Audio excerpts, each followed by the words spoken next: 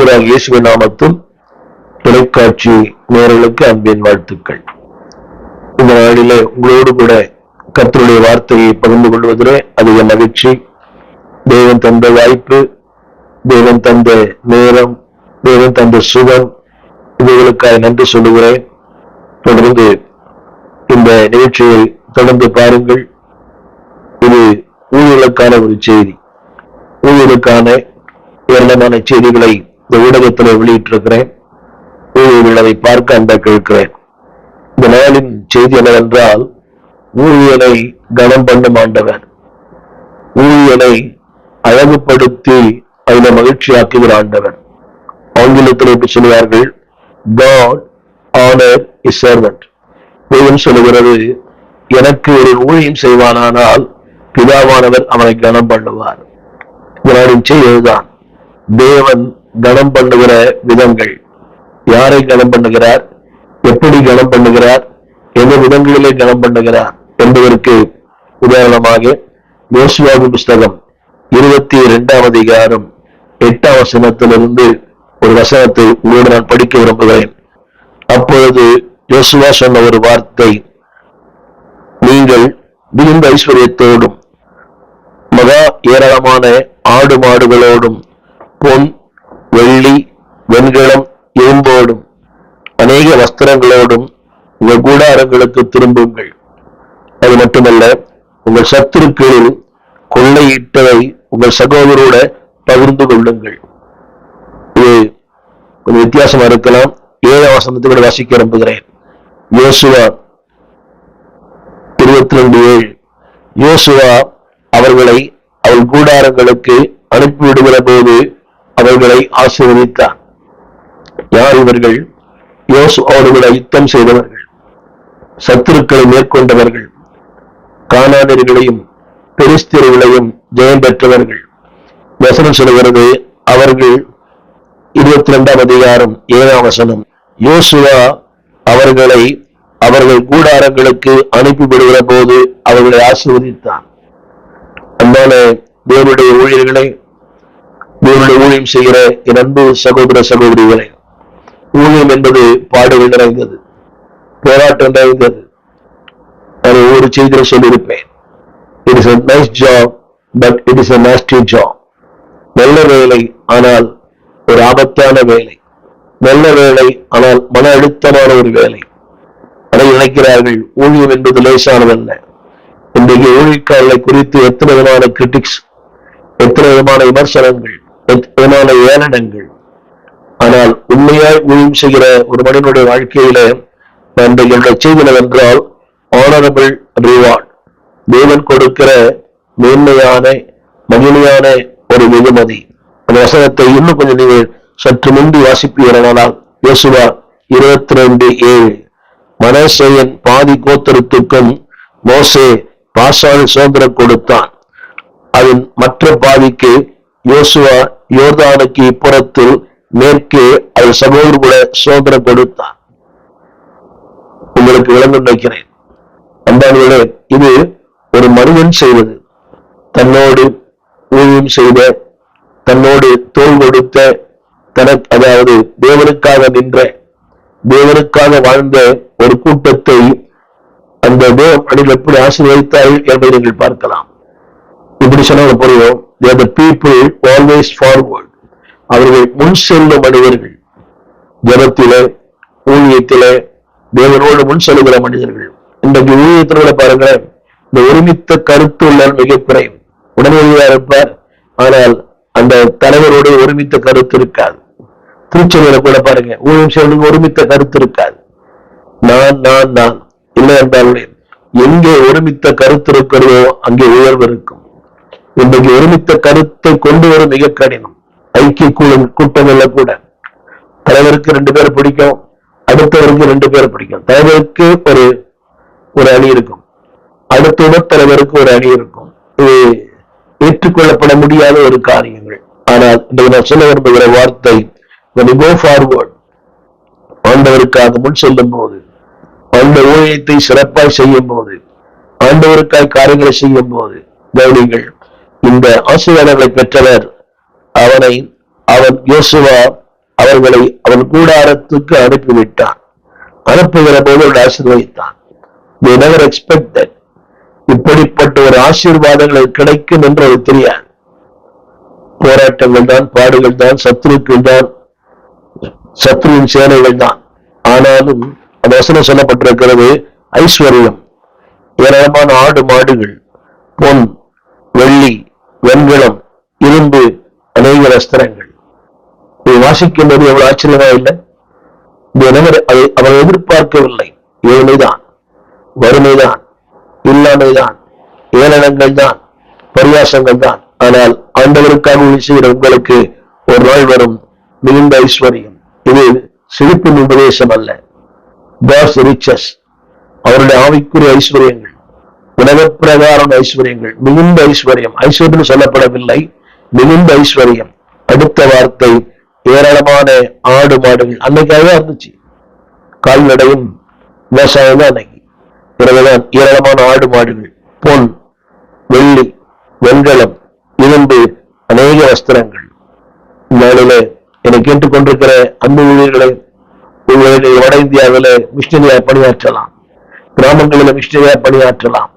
நல்ல வீடு இல்லை, நல்ல வசதி இல்லை, நல்ல வாய்ப்பு இல்லை, நல்ல வஸ்திரம் இல்லை, இன்றைக்கு இருக்கிற உபகரணங்கள் இல்லை. ஒரு நாள் வரும், இப்படி சொல்லுகிறது, மிகுந்த ஐஸ்வர்யம், அநேக ஆடு மாடுகள், பொன்னும் வெள்ளியும் வெண்கலமும் இரும்பும், அநேக வஸ்திரங்கள். இன்றைக்கு ஒருவேளை வஸ்திரம் இல்லாமல் இருக்கலாம். ஒரு அடுத்தவர்களை பார்த்து, எனக்குள்ள மனிதனை பார்த்து நீங்கள் பொறாமைப்படலாம். இன்றைக்கு இந்த ஆபரணங்கள், இன்றைக்கு இருக்கிற உபகரணங்களை பார்த்து பொறாமைப்படலாம். அந்த வாகனங்களை பார்த்து பெருமிச்சு விடலாம். அதை விட சிறப்பாக உங்களை கர்த்தர் நடத்துவார். ஏன் தெரியுமா? You are honorable servant of God. நீங்கள் தேவனால் கனம் பண்ணப்படுகிற ஒரு ஊழியர்கள். ஆமா, இங்க ஒருவேளை ஏழ்மை இருக்கலாம், இங்க வறுமை இருக்கலாம். அதாவது நீங்கள் ஏழ்மையா இருந்தாலும் இவ்வுலகத்தில் நீங்கள் ஐஸ்வர்யமா என்று கர்த்தர் சொல்லுகிறார். உங்களைத்தான் தேவன் அன்பு கூறுகிறார், உங்களைத்தான் தெரிந்து கொள்ளுகிறார். எனவே இந்த ஏழ்மையும் இந்த வறுமையும் இந்த இல்லாமையும் ஒருவேளை அன்பர்களே அடிப்படை வசதியில இருக்கலாம். ஆனால் வேலும் சொல்லுகிறது, அவர்கள் பிரயாண ஐஸ்வர்யத்தோடு தங்கள் கூடாரங்களுக்கு திரும்பி வந்தார்கள். நான் சொல்ல விரும்புகிற வார்த்தை என்னவென்றால், அன்பானவர்களே, மற்றவர்களுக்கு கிடைக்காத ஒரு மேன்மையை கர்த்தர் வைத்திருக்கிறார். நீங்கள் அதுக்கு தகுதியானவர்கள். இன்றைக்கு உலகத்தை ஐஸ்வர்யமா இருக்கலாம், ஆனால் நித்தியத்தில் தரித்திரா இருப்பார்கள். அந்த ஐஸ்வர்யவான் இங்கேயும் பணக்காரனா இருந்தான், ஆனால் அங்கே நரகத்திலே அவன் ஏழையா இருந்தான். குடிக்க தண்ணி கூட இல்லை, கண்ணீரும் அழுகையும் புலம்பலும். ஆனால் லாசரு இங்கே ஏழ்மையாக வாழ்ந்தான், ஆனால் அங்கே ஆபிரகாம் மடியிலே கொண்டு போய் விடப்பட்டான். எத்தனை பெரிய பாக்கியம்! இங்கே அவனுக்கு நாய்கள் தான் நண்பர்கள், மனித நண்பர்கள் இல்லை. ஆனால் அங்கே 1000 தூதர்கள் அவனுக்கு நண்பர்கள். எங்க ஐஸ்வர்யானுக்கு எல்லா நண்பர்களும் நிறைய நண்பர் இருந்தாங்க, அங்க யாருமே இல்லை, தனிமை இல்லை. உங்க நடக்கத்துக்கு லாபம் நடக்கத்துக்கு யார் வந்தான்னு தெரியாது, ஆனால் தேவதூதர்கள் வந்தார்கள். ஐஸ்வர்யம் நடக்கத்துக்கு 1000 பேர் வந்திருப்பாங்க. பிஷப் வந்திருப்பார், அங்கே பாஸ்டர் வந்திருப்பார், மிகப்பெரிய தலைவர்கள் வந்திருப்பார்கள். ஐஸ்வர்யால் அல்லவா? ஆனால் இவங்க அடக்கத்துக்கு யாருமே வரல. அவங்களோட அடக்கார பிரம்மாண்டமாய் விமர்சனம் நடந்திருக்கும், அடக்காரான கூட. ஆனா இது அடக்காரனுக்கு ஒரு உரிமை இல்லை. அந்த நாய் தான் கூடவே இருந்திருக்கும். ஆனால் அந்த அவருடைய வாழ்க்கை வித்தியாசம். நான் சொல்ல விரும்புகிற அந்த கருத்து என்னவென்றால், you are honourable servant of God. எங்கள் தேவனால் கனம் பண்ணப்படுகிற ஒரு ஊழியர்கள். திரும்ப சொல்லுகிறேன், யாருக்கு இந்த ஆசீர்வாதம் தருகிறார்? ஊழியம் செய்கிறவர்களுக்கு, கீழ்ப்படிகளுக்கு தேவன் தரும் மாபெரும் ஆசீர்வாதம். வசனத்தை வாசிக்க கேளுங்கள். 21ஆம் அதிகாரம் 43ஆம் வசனம். இந்த பிரகாரமாக கர்த்தர் இஸ்ரவேலுக்கு கொடுப்பேன் என்று அவருடைய பிதாக்களுக்கு ஆணையிட்ட தேசத்தை எல்லாம் கொடுத்தார். அந்த வார்த்தை நான் கூடிட்டு காட்ட விரும்புகிறேன். கொடுத்தார். அடுத்த வார்த்தை சோதரித்தார்கள், அடுத்த வார்த்தை குடியிருந்தார்கள். திருசவரமுகிறேன், ஆணையிட்டபடியே கொடுத்தார். What God promised, He will give you. ஆணையிட்டபடியே. உங்களுடைய வாழ்க்கையில உண்மை, என்னுடைய வாழ்க்கையில உண்மை, எத்தனை ஊழியர் வாழ்க்கையில உண்மை. ஒன்றும் இல்லாத நிலையில் அந்த அளவில் உயர்த்தி வைத்த தேவன் ஆணையிட்டு கொடுத்த தேசத்துல வாட் he promised சொல்வது கொடுத்தார். இரண்டாவது, அவர்கள் அவைகளை சோம்பரித்தார்கள். மூன்றாவது, அதிலே குடியிருந்தார். 44ஆம் வசனம் அடுத்த வார்த்தை, அவர்கள் ஆணையிட்டபடியெல்லாம் அவர்களுக்கு சுற்றிலும் யுத்தம் இல்லாமல் இளைப்பாற பண்ணினார். இந்த உலக வாழ்க்கையில் யுத்தங்கள் தான், பாடுகள் தான், போராட்டங்கள் தான். ஆனால் எடேவில்காம் யுத்தம் இல்லாத ஒரு வாழ்க்கை, துன்மார்க்கையின் தொந்தரவு அங்கே ஓய்ந்திருக்கும், பாடு இல்லாத ஒரு வாழ்க்கை. எனவே இன்னும் கொஞ்ச காலம் அந்த ஊழியர்களை, அந்த விசுவாச பிள்ளைகளை, இன்னும் கொஞ்ச காலம் இந்த பாடுகள் கொஞ்ச காலம். இன்னைக்கு நிறைய குடும்பங்கள்ல கணவன் மனைவிக்குள்ளே நல்ல உறவு இல்லை, பிள்ளைகளுக்கும் பெற்றோருக்கும் இடையே உறவு இல்லை, மாமியாருக்கு மருமகளுக்கு இடையில உறவு இல்லை, ஊழியருக்கும் விசுவாச உறவு இல்லை. காரணம், அது பல காரணங்கள் உண்டு. அந்த தேவன் சொல்கிறார், நீங்கள் அவருக்கு கீழ்ப்படிந்தால், இந்த வசனத்தை திரும்ப படிக்க விரும்புகிறேன். அடுத்த வார்த்தை, யுத்தம் இல்லாமல் இளைப்பாற பண்ணினார். அடுத்த வார்த்தை, சத்துருக்களில் ஒருவரும் அவர்களுக்கு முன்பாக நிற்கவில்லை. அது மட்டுமல்ல, அவர் சத்துருக்களை எல்லாம் கர்த்தர் அவர் கையில் ஒப்புக் கொடுத்தார். That is a way God honors his servant. இப்படித்தான் ஒரு ஊழியரை கனம் பண்ணுகிறார். எப்படிலாம் கனம் பண்ணுகிறார் பாருங்க. யுத்தம் இல்லாத வாழ்க்கை.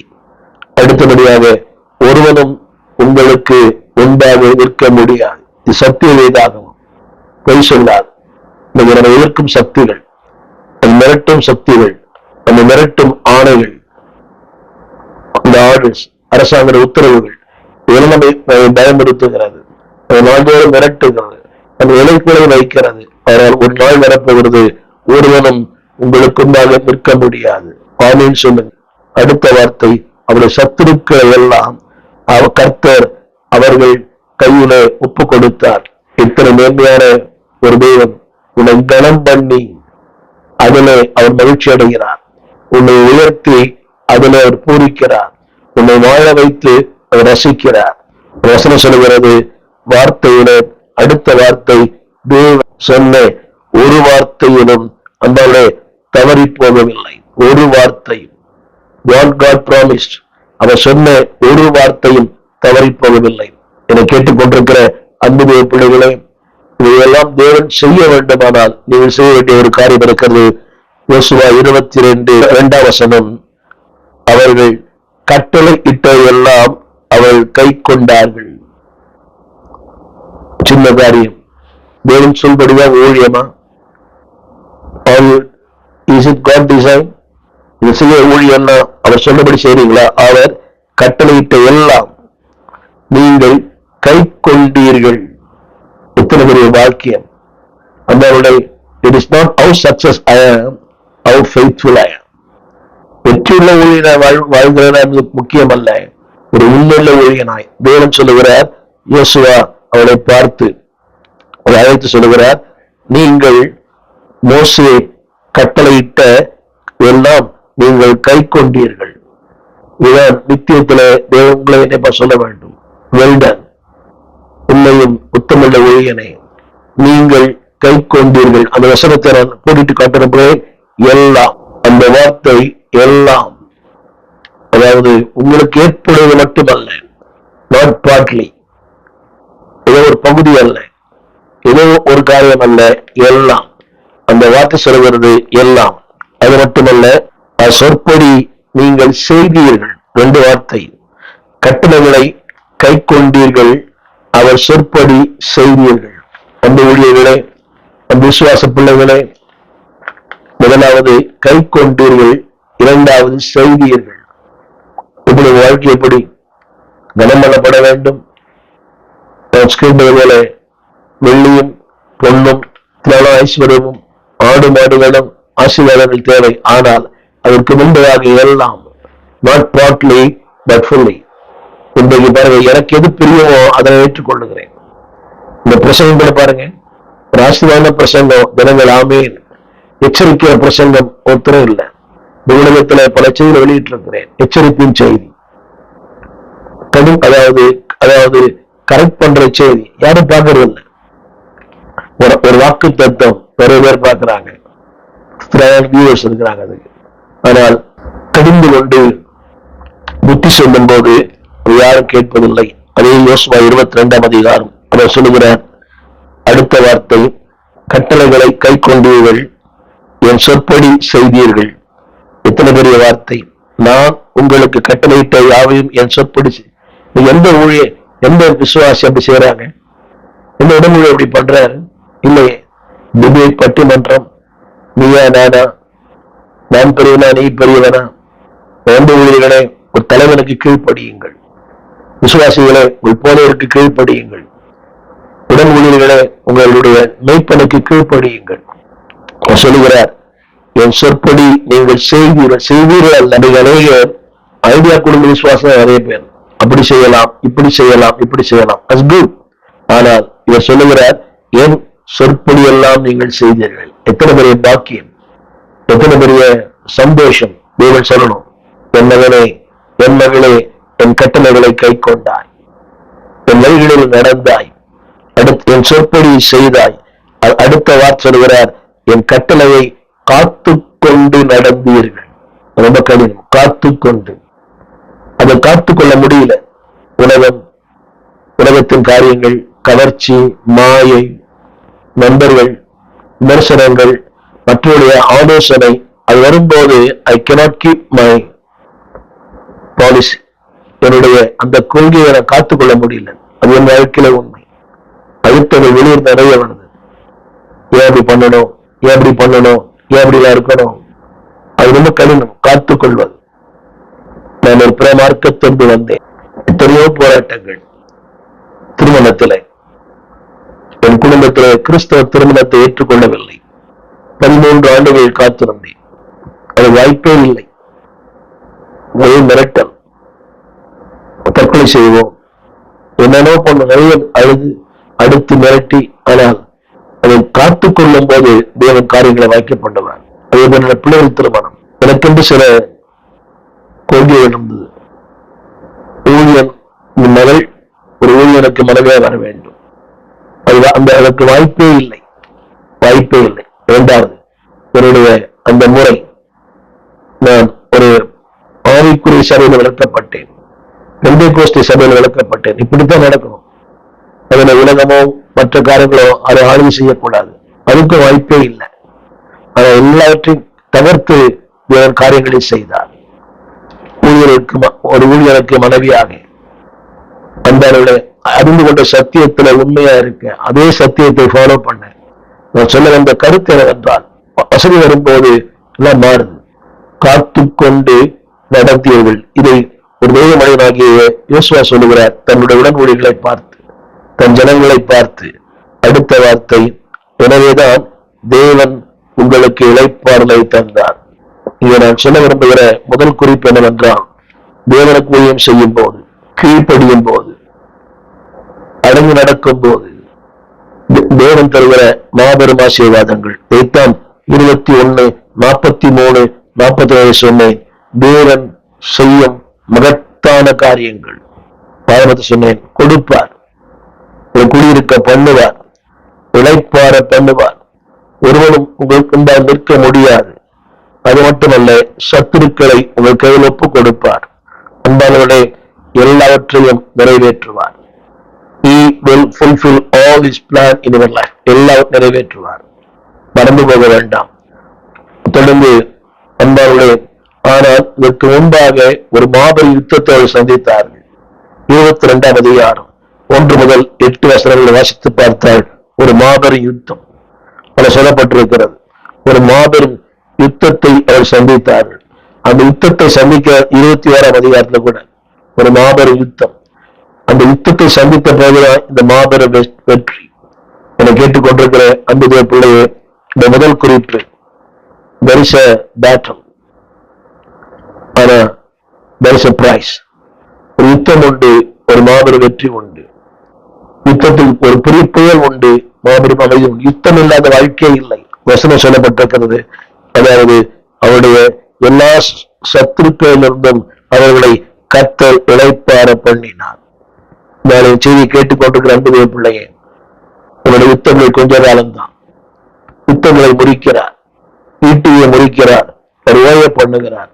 இன்னைக்கு சோம்பி விழாமல் விசுவாசத்திற்காக தேவன் கொடுத்திருக்கிற அந்த ஊழியத்திற்காக தொடர்ந்து போராடுங்கள். நான் சொல்ல யுத்தம் என்று சொல்லும்போது ஏதோ ஒரு யுத்தம் இருக்கும் மனசுல, ஆன்மீக வாழ்க்கையில, பொருளாதாரத்துல.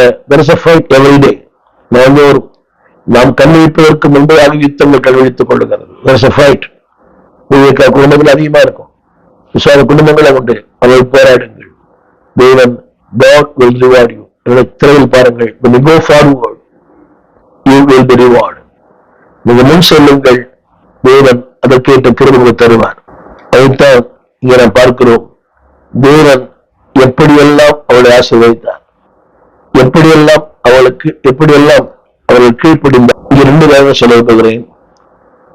They obeyed physically, they obeyed spiritually. தன்னுடைய மாம்சத்திலும் கீழ்ப்படிந்தார்கள், ஆவிலும் கீழ்ப்படிந்தார்கள். திரும்பத்தில் வலியுறுத்த விரும்புகிறேன். வெள்ளியும் பொன்னும் வெண்கலமும் திரைஸ்வரியமும் உங்களை தேடி வர வேண்டுமானால் கீழ்ப்படியுங்க. திரும்பத்தில் சொல்ல விரும்புகிறேன், 1000 முறை கீழ்ப்படியுங்கள். மிகப்பெரிய யுத்த வீரா இருக்கலாம், பட் obey your pastor. யுத்த வீரா இருக்கலாம், obey your leader. யுத்த வீரா இருக்கலாம், obey your parents. தேவன் தான் அவர்களை அந்த நிலை கொண்டு வந்திருக்கிறார். நீங்க எல்லாரும் தலைவராக இருக்க முடியாது. ஏனென்றால் எல்லாரும் தலைவராக அந்த தலைவருக்கு மதிப்பே இல்லை. கர்த்தர் அவரை தலைவராக்கி இருக்கிறார். தேவன் தம்முடைய சித்தத்தின்படி ஒவ்வொன்றும் சரீரத்தில் வைக்கிறார். அப்படியானால் தேவன் அவரை வச்சிருக்கிறார். யாரானாலும் ஏறக்குரிய இந்த யுத்தம் 7 ஆண்டுகள் நடந்தது. இந்த 7 ஆண்டுகளிலும் பாருங்க, 1 வருஷம் 2 வருஷம் 7 ஆண்டுகளின் யுத்தம். அந்த 7 ஆண்டு யுத்தத்துல they were so faithful. எனவேதான் அன்பானவர்களே, அவர் சொன்னார், you are the best reward. ஆண்டவர் உங்களுக்கு எனக்கும் இதோட ஒரு மேலான மகிமையான மகத்துவமான ஒன்றை கர்த்தர் வைத்திருக்கிறார். காரணம் என்னவென்றால் கீழ்ப்படிதல். இங்கே சொல்லுகிறேன், சிறப்பான சேவை, சிறப்பான வெகுமதி. திரும்ப சொல்ல விரும்புகிறேன், சிறப்பான சேவை, சிறப்பான ஆசீர்வாதம். தன்னலமற்ற சேவை, தனித்தன்மை உள்ள ஒரு ஆசீர்வாதம் தேவன் உங்களுக்கு தருவார். அவர் என்ன சொன்னாரோ முடிவு செய்யுங்கள். முடிவாக நான் சொன்ன ஒரு வார்த்தை, அந்த 8ஆம் வசனத்தை சொல்ல விரும்புகிறேன். அது மட்டுமல்ல, when God bless you, தேவன் உங்களை ஆஸ்வதிக்கும் போது அந்த வார்த்தை சொல்லுகிறது, அன்பானவர்களே, உங்கள் சத்துருக்களில் கொள்ளையிட்டதை உங்கள் சகோதரருடன் பங்கிட்டுக் கொள்ளுங்கள். When God bless you, bless somebody. உங்களை கர்த்தரை உயர்த்தும் போது அடுத்தவரை உயர்த்துங்க. உங்களை கர்த்தரை மேன்மைப்படுத்தும் போது அடுத்தவரை மேன்மைப்படுத்துங்க. இதுதான் பிரச்சனை. கர்த்தரை மேன்மைப்படுத்தும் போது அவர் யாரும் மேன்மைப்படுத்துறதில்ல, கர்த்தரை உயர்த்தும் போது யாரும் உயர்த்ததில்லை. எனக்கு இருக்கிற அந்த காம்படிட்டிவ் ஸ்பிரிட் அவன் மேல வந்துடுவாரு, எனக்கு எவ்வளவு மாறிடுவார். இல்லை, இதுல உங்களுக்கு பாடுகிற கிருபை இருக்கலாம். இன்னொரு பாடும் போது அதை பாராட்டுங்கள். நல்ல இசைக்கரை வாசிக்கலாம், இன்னொரு நல்ல இசைக்கரை வாசிக்கும் போது அதை பாராட்டுங்கள். திரும்ப சொல்லுகிறேன், ஷேர் யுவர் பிளஸிங். தமிழ் எழுதப்பட்டிருக்கிறது, அதோடு பங்கிட்டுக் கொள்ளுங்கள். Share your blessing. உங்களுக்கு நல்ல கிருபை இருக்குதா, ஷேர் கிரேஸ். உங்களுக்கு எல்லாம் தேவன் தந்திருக்கிறாரோ அதை ஷேர் பண்ணுங்க. ஒரு சின்ன பையன் அவன் ஷேர் பண்ணல, அப்படியே கொடுத்துட்டான். தேவன் சொல்கிறார், ஷேர் யுவர் பிளஸிங். இது ஆசீர்வாதங்களை இன்றும் தேவன் தம்முடைய பிள்ளைகளுக்கு தர வல்லவரா இருக்கிறார். தேவன் கொடுக்கிற சில ஆசீர்வாதங்களை, ஒரு 5 கிரீடங்களை, இங்கே சொல்லப்பட்ட வார்த்தை, God crowned his servant. God reward his servant. தேவன் சொல்லுகிறது, எப்படி ரிவார்ட் பண்றாரோ with his crown. அவர் அழகு பார்க்கிறார். உன்னை உயர்த்தி, உன்னை மேன்மைப்படுத்தி, உன்னை சிங்காசனம் உட்கார வைத்து தேவன் எப்படி அழகு பார்க்கிறார் என்பதை ஒரு 5 கால் சொல்ல விரும்புகிறேன். நம்பர் 1, அவர் கொடுக்கிற முதல் ஆசீர்வாதம், அன்பாவுடைய இன்கரப்டபிள் கிரவுன். அழிவு இல்லாத, மாசு இல்லாத ஒரு கிரீடத்தை கர்த்தர் வைத்திருக்கிறார். 1 கொரிந்தியர் 9ஆம் அதிகாரம் 24ஆம் வசனம். இந்த வசனம் சொல்கிறது, அன்பாவுடைய பந்தயத்திற்கு போராடுகிற யாவரும் எல்லாவற்றிலேயும் இச்சையடக்கமாய் இருப்பார்கள், அவர்கள் அழிவுள்ள கிரீடத்தை பெறும்படிக்கு அப்படி செய்கிறார்கள். நாமோ அழிவில்லாத கிரீடத்தை பெறும்படிக்கு அப்படி செய்கிறோம். இந்த வார்த்தை சொல்லுகிறேன், போராடுகிற யாவருக்கும். கிரீடம் யாருக்கு? சும்மா இருக்கிறவர்களுக்கு அல்ல.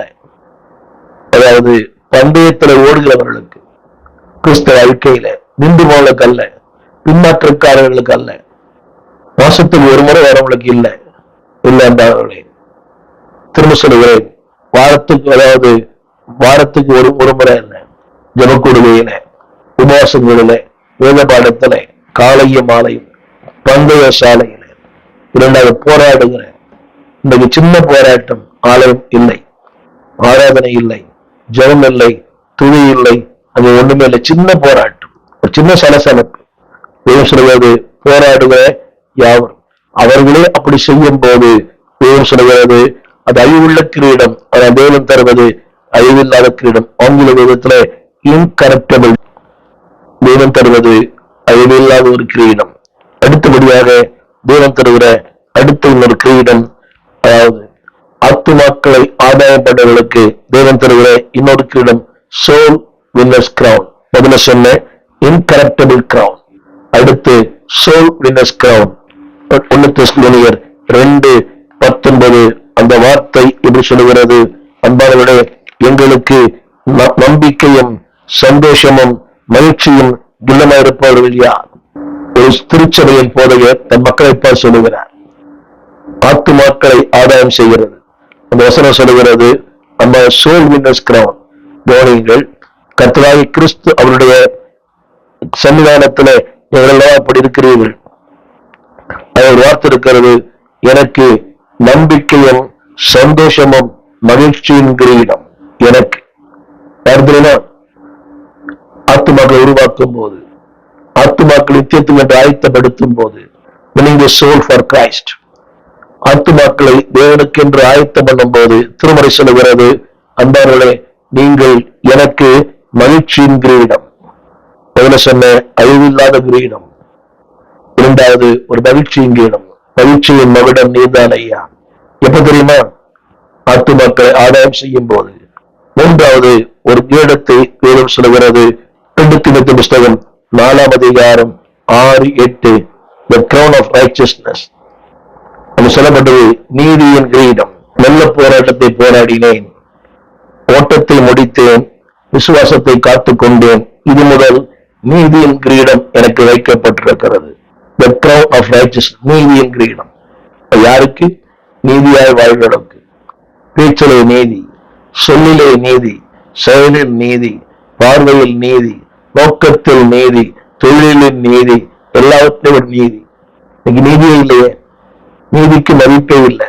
நீதியாய் வாழ்கிறவர்கள் துன்பப்படுத்தப்படுகிறார்கள்.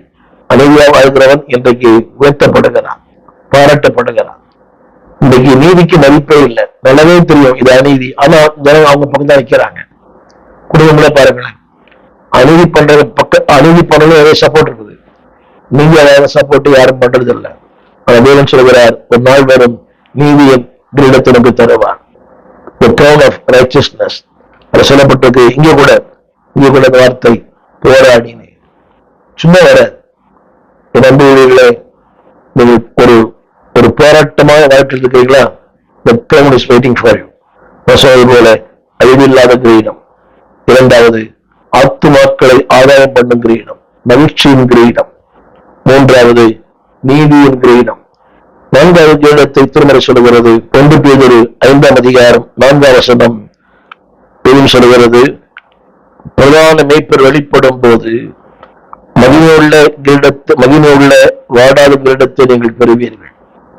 அது வெளிப்படும் போது, ஓட்டம் முடியும் போது, ஒரு நாள் நித்தியத்தில் போய் சேரும் போது திருமறை சொல்லுகிறது, மகிமையுள்ள வாடாத ஒரு கிரீடத்தை பெறுவீர்கள். ஆங்கில வேதத்துல இந்த வார்த்தை இப்படி சொல்லப்பட்டது, the crown of glory, மகிமையான ஒரு கிரீடம். அந்த பிள்ளைகளே, தொடர்ந்து ஓடுங்கள். கடைசியாக ஒன்று சொல்லி முடிக்க விரும்புகிறேன், ஜீவ கிரீடம். யாக்கோபின் புஸ்தகம் 1:12, the crown of life, ஜீவ கிரீடம். வெளிப்படுத்தல் 2:10 அந்த வார்த்தை அவர் சொல்லுகிறார், நீ படப்போகிற பாடுகளை குறித்து எவ்வளவு பயப்படாது. இதோ நீங்கள் சோதிக்கப்படும் பொருட்டாக பிசாசானவன் உங்களில் சிலரை காவலிலே போடுவான். 10 நாள் உபத்திரப்படுவீர்கள். 1000 மரண பரியந்தம் உண்மையாயிரு, அப்போது ஜீவகிரீடத்தை உனக்கு தருவேன். The crown of life, ஜீவகிரீடம். அப்படியானால் ஜீவகாலம் எல்லாம் முடிவே இல்லாதது, அதற்கு என எதுவுமே இல்லை. ஜீவகாலம் எல்லாம் இதைத்தான் யாக்கோபு 1:12 சோதனைகளை சகிக்கிற மனுஷன் பாக்கியவான், அவன் உத்தமன் என்று விளங்கின பின்பு. When God proved you, you are proved by yourself, you are proved by God. தேவனால் நீ விளங்கப்பட்ட உத்தமன் என்று விளங்க பண்ணின பின்பு வேதம் சொல்கிறது, அவர் வாக்கு தத்தம் பண்ணின ஜீவகிரீடத்தை தருவான். The crown of life. காலமெல்லாம் நான் கேட்டுக்கொண்டிருக்கிற அன்புடைய பிள்ளையே, go forward. போராட்டத்தில் go forward. பாடுகள் உண்டு, போராட்டங்கள் உண்டு, ஏளனங்கள் உண்டு, விமர்சனங்கள் உண்டு. Go forward. You will be rewarded. நீங்கள் கனம் பண்ணப்படுவீர்கள். திருமறை சொல்கிறது, எனக்கு ஊழியம் செய்கிறவனை என் பிதா கனம் பண்ணுவார். நான் படித்த யோசுவா 22 வெள்ளியும் பொன்னும் ஆஸ்திகளும் ஆடு மாடுகளும் திரளான ஐஸ்வர்யத்தையும் உங்களுக்கு தருவார். எப்ப தெரியுமா? என்னை obey, listen, sustain.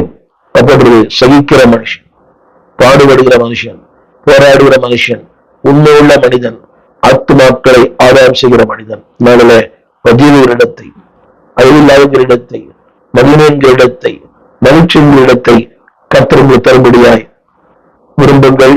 உங்களுக்காக ஜெபிக்க விரும்புகிறேன். ஜெபிப்போம். இதெல்லாம் ஆண்டவரே, தர்மையான வேலைக்காக நன்றி செலுத்துகிறோம். போராடி என் நெஞ்சமே புகலிடம் மறந்தாயோ, பாராளும் இயேசு உண்டு, பதறாதே என் மனமே.